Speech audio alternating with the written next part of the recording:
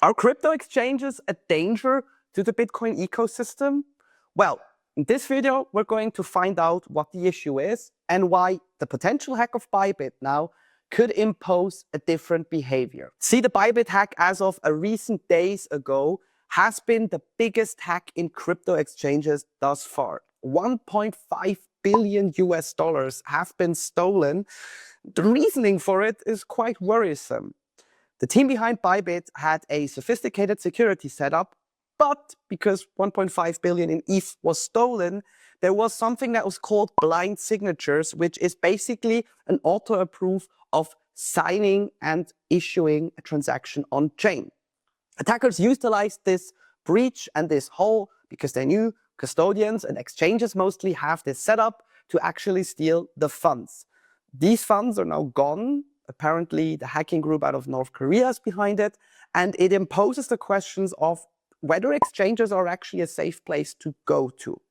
See, exchanges are quite convenient. You can open up an account, just like a bank, you get verified and do all of that stuff, and you have the advantage of mostly cheaper options to buy Bitcoin, in this example, with local bank transfers, local payment options, and stuff like credit and debit cards. This is, because it's very close to what we're used to by banks, a convenient way for people to get started. However, it doesn't teach them the very fundamental of Bitcoin, which is you are in control of your own funds because you have access to what's called a self-custodial wallet. If you don't know what custodial and self-custodial means, I've actually recorded a video about this and published it.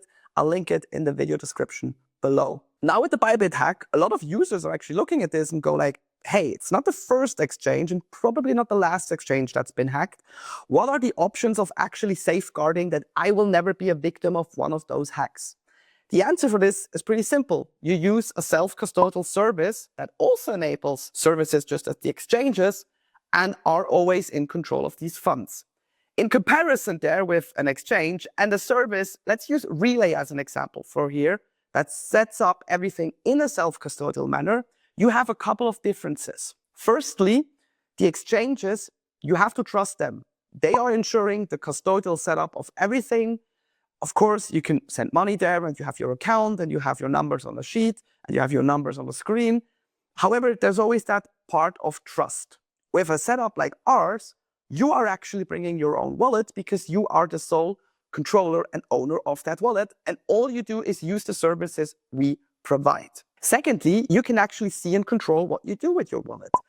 With Relai, you have your wallet address, you can verify everything on chain, you can even do a signature and verify that you have that amount of Bitcoin in your wallet.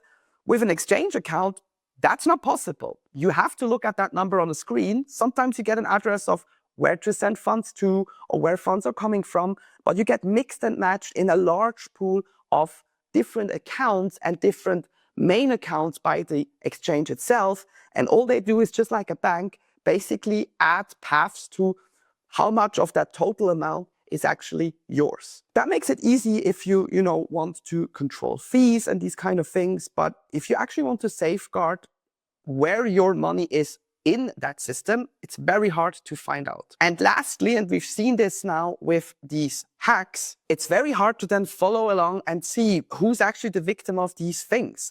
And it's very hard to actually get in contact with these companies, although Bybit has done a great job so far in communicating the hack, because you have to wait and trust that third party. If Relai, for whatever reason, as a company would go bust, you never know what might happen.